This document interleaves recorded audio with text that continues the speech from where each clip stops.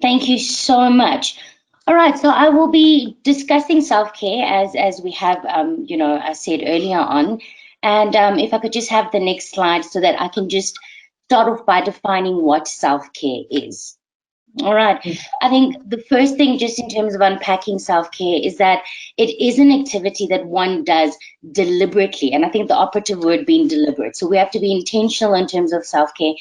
And why is that? Again, I think one of my favorite sayings is that we cannot pour from an empty cup. You cannot give what you don't have at the end of the day. Just to add on to also what the doctor earlier on said. And by the way, brilliant presentation, doctor. Very, very much informative. And I think for me, from a mental health practitioner perspective in the South African context, it was very interesting to see, Kenya's stats around mental health and mental illness. So again, back to self-care, and I think it links quite nicely when it comes into mental health or looking after ourselves from a holistic perspective. And again, just to unpack what self-care is, like I said initially, it has to be deliberate in order to take care of, one's mental, emotional, and physical health. So like I said, it's quite holistic. It helps us improve our overall mood, reduces anxiety, and especially because we are in the middle of a pandemic, as a world, not even just as a nation or as a continent. Yeah. Right. And what it also aids us with is that it helps us to enhance energy, to restore health, and also to reduce our stress levels. All right. And lastly, it is definitely self-initiated, meaning that depending on the relationship that you have with yourself, and I'm really hoping that most of us have good and healthy relationships with ourselves, it would definitely come from that space where we initiate having to look after ourselves. And again, referring back to the poll, this should be something that is done on a daily basis. I know some people are like, but that is impossible. I'm a dad, I'm a mom, I'm someone's, partner, I'm someone's parent, and all of that. There's never enough time in the day. And I always say to people, we're very quick to pretty much prioritize everything else but ourselves. And I always say to people, we are our own tools. So at the end of the day, if you're not looking after the tool that is actually doing all the work, then what is the quality of our output at the end of the day? And that's why self-care is so important, is that we make sure that our cups or our jugs are very much full so that we're able to give of ourselves at the end of the day. All right. And then the areas that there's different areas of self-care. And as you can see up on the screen, we've got the physical part, which entails movement of the body, nutrition, which Amy will be talking to us about, sleep, rest, physical touch, and sexual needs as well. And I think people always just fixate on particular parts when it comes to self-care and not really keeping in mind that we are holistic beings, so it's not just about our brain or our emotions or our physical health, it's pretty much encompassing everything else. Second bullet being psychological, so learning new things, applying your mind, setting those good and healthy boundaries. And I know a lot of people struggle to set good and healthy boundaries. I think people assume that, boundaries always have to be pretty much uncomfortable or negative. No, we need to have healthy boundaries in our personal lives as well as our professional lives, and I'm always encouraging, especially with parents during this time, to also teach their children good and healthy boundaries. And it definitely aids you when it comes to self-care, and it definitely also helps in terms of people not having as much guilt because you're used to putting in those good and healthy boundaries. All right, practicing mindfulness, and creativity as well. And when we speak about mindfulness, and I'm hoping again, Amy might just unpack that a little bit, it's about being present. It's about being mindful when you are engaging in different things. A nice example that I like giving people is that how often do we have meals? And as we're eating our meals, we're actually mindful about the eating process. So that you're actually tasting your food, you're actually chewing your food, you're swallowing it, and you're actually engaging in just that process. So just as an example, that would be one person being mindful while engaging with eating at the end of the day. Next one being emotional. All right, and that's enhancing emotional awareness, navigating your emotions, increasing empathy and compassion, compassion for self and other people, and managing our stress. And again, when it comes to the emotional component, it also depends how present you are. And, emotional intelligence plays part and parcel of that, but also relationship with self. Do you acknowledge your own emotions, or do you just disregard your own emotions? So it becomes very difficult to apply that level of, emotional awareness and empathy for self if we can't even acknowledge what emotional space we're in. And again, that can be influenced by different things, how we're brought up, how we're socialized as well. And, there's normally quite a big discrepancy in terms of how males and females are socialized as well. And I think that's how it influences how we engage with our emotional self as we get older.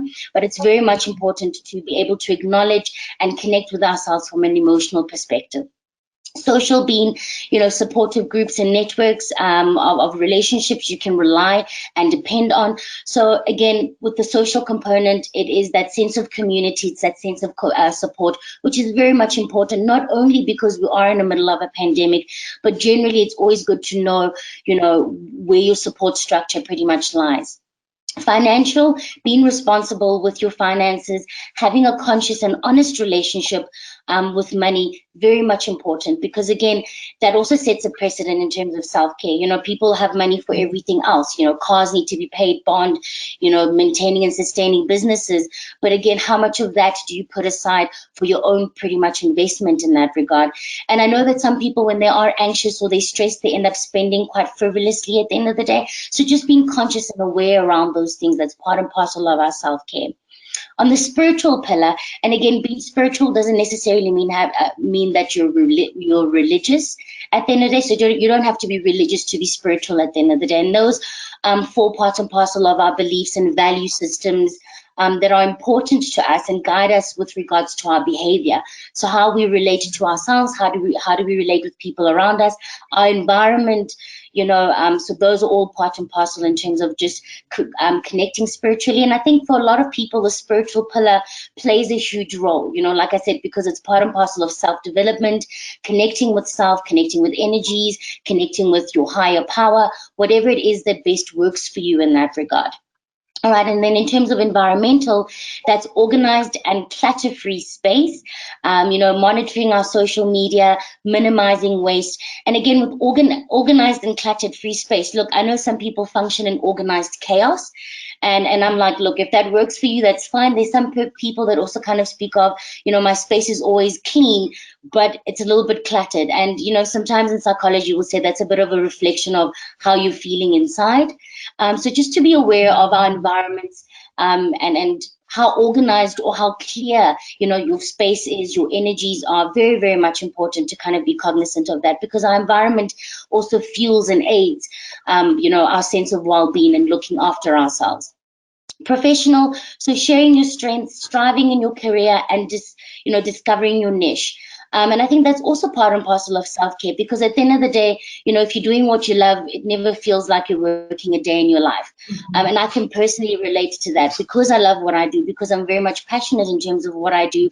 It really just aids in terms of my mental health, my emotional health, my spiritual health, and my physical health at the end of the day. So keeping in mind that we need to also just focus on self-development. How do we aid ourselves and grow ourselves from a professional pretty much standpoint?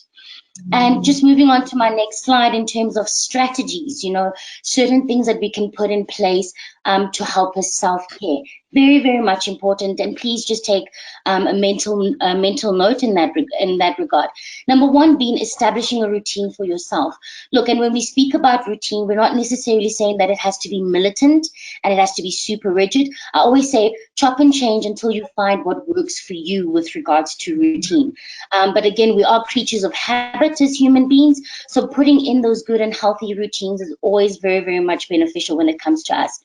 All right, make lists of daily tasks and activities that you'd like to achieve. Again, I always say to people, keep it realistic. At the end of the day, if you put just huge amounts of expectations and you're not keeping it realistic, then you're almost setting yourself for failure. And at the end of the day, we're not trying to set people out for failure. So make that list of daily tasks and activities. And these are also nice strategies that you can do on an individual basis, but you can also do it from a family basis.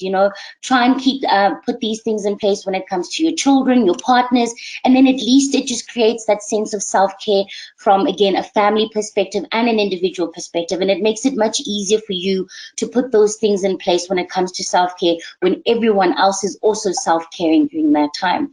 Hydrate constantly. I always say to people, water is life.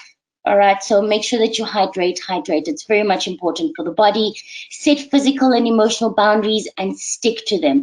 It's very difficult to have to unlearn and relearn a lot of things. So I know that in the beginning, initially, it's very difficult for people to put boundaries in place. But once you do it, it becomes part and parcel of your lifestyle. And again, it aids us at the end of the day in terms of just putting those good and healthy boundaries. Like the doc said earlier on, journaling very much important. Put pen to paper, and it helps in terms of just processing our thoughts, processing our emotions, and also helping us maybe just realize what's feeling a little bit heavy for us at this point in time, what needs to go, what needs to stay. So I always say journaling is amazing. For those that are not keen on putting pen to paper, I always say then, record yourself in terms of just when you're reflecting at the end of the day or in the beginning of your day. So make it work for you. All right, engage in healthy social media and limit your engagement time on social media as well. Why? Because again, people I think take for granted that the things that we take in have a huge influence on us. So if you're just constantly just taking in negative, content that's on social media, content that leaves you feeling insecure, or making you just leaves you feeling a little bit drained, or all those type of things. Again, I always say be very, very cautious of who you follow in terms of social media, what it is that you're following, and make sure that whatever it is, that it aids you at the end of the day. All right. Breathing exercises every morning, which I'm super excited that Amy will probably be unpacking a little bit more of that. Very much important. I think we take breathing for granted. I think because it's a habit. We've been breathing since we were born.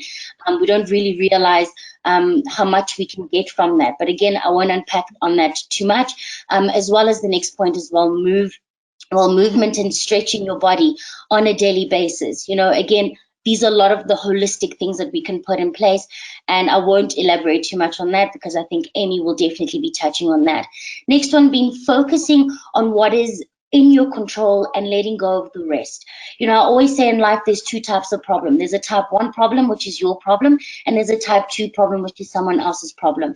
And that normally helps me when I'm in a bit of crisis, or it helps people in a bit of crisis to establish, is this my stuff or is this someone else's stuff? It also helps in terms of having to implement boundaries at the end of the day. So establish, can I do anything about this? Am I in control here? If not, will stressing about it aid me at any point? You need to be asking yourself those type of things. All right.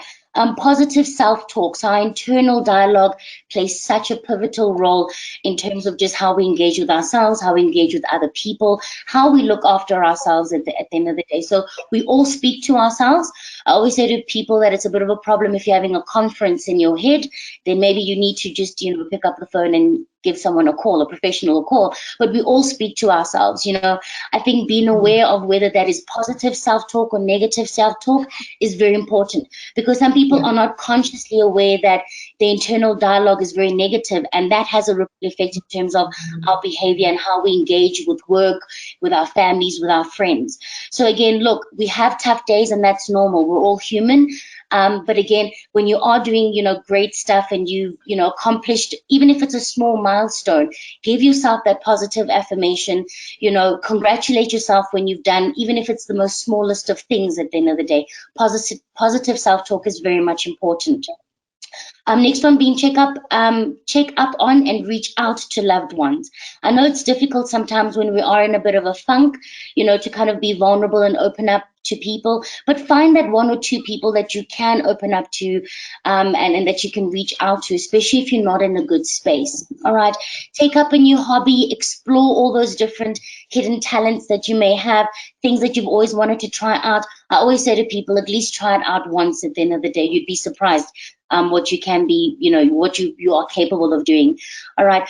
Filter in meditation and prayer time. Okay, very, very much important. Like I said, prayer, if you are very much religious, I always kind of associate that very closely to pretty much meditation, because at that point in time you are engaging with your source of strength, whether it be whatever the case may be. I'm not going to necessarily prompt anyone in that regard, but meditation is key, and it's absolutely beautiful. And like I said, I can't wait for Amy to unpack that a little bit for us. Again, it helps center us. It helps us kind of, stay connected with oneself, stay connected with, with your environment. I'm very much an energies person as well. So it helps you just realign and to reconnect. And again, a lot of people say, I don't know how to meditate. When I'm meditating, there's 10,000 thoughts in my mind, and, there's no silence. And I always say, you know what, practice makes perfect. And again, like I said, Amy will probably guide us a little bit in terms of just how to create that inner silence. Because I know being in a chaotic world or chaotic environment, sometimes it's very difficult to have to connect with that silence at the end of the day. But meditation and prayer, I'll always say, you know what, let that be your go-to, beginning of the day, at the end of the day, just to pretty much reconnect and realign with oneself. All right, very much important. And my last point is to factor in rest and downtime. All right, and you'll see with my last slide, and I'm happy for you to just change to the last slide, is that at the end of the day, we all need to make that time where we unplug and we reconnect with oneself. So almost everything, will work again if you unplug it for a few minutes, and that includes us as human beings. And we normally see it with our devices, when it gets stuck or it hangs or it lags or whatever the case is, we unplug for a couple of minutes and we plug it in again and it works. Same thing with us, is that on a daily basis, we need to create that 15 minutes, 30 minutes, an hour, where we just unplug and again, we connect with self, we refill our cups so that we don't pour from an empty cup, number one.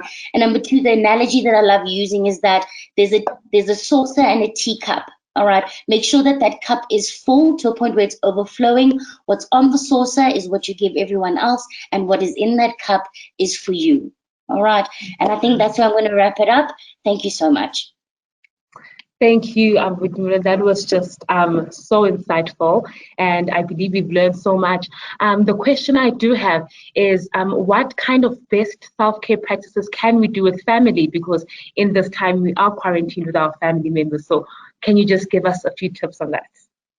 Absolutely, more than happy to. So a few fun activities in terms of families.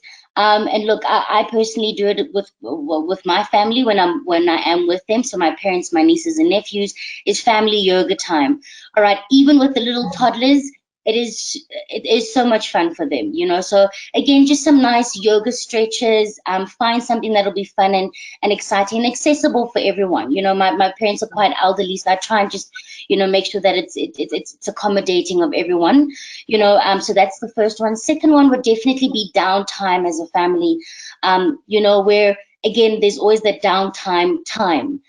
So whether it be 5 o'clock after everyone's done with work, where we have 15 minutes of silence, everyone goes into their corner, into their spaces, and there's no social media, so you're not sitting in your room on your phone, but you're literally having some quiet time. And I know sometimes with toddlers and little ones in the beginning, because they're just so used to being overly stimulated, it might be a bit challenging, but as they get used to it, you'll see them just calm down during that time, and you'll even get the little ones reminding you that, hey, isn't it downtime now?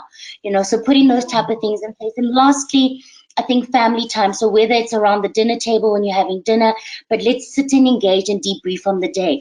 Ask your kids about how was their online classes, how's their teachers doing, how are their schoolmates doing at the end of the day. Share about work and some of those stresses that you overcome during the day. But I think really just opening up that safe space where everyone gets to debrief and everyone gets an idea of where everyone else is at. So that also helps us in terms of a supporting perspective from a family basis. How do we support each other? But also it creates that culture of sharing and that culture of, pretty much saying that sometimes it's okay to not be okay. We are there for each other and we get to support each other. So those are the three that I'll definitely suggest just from a family perspective.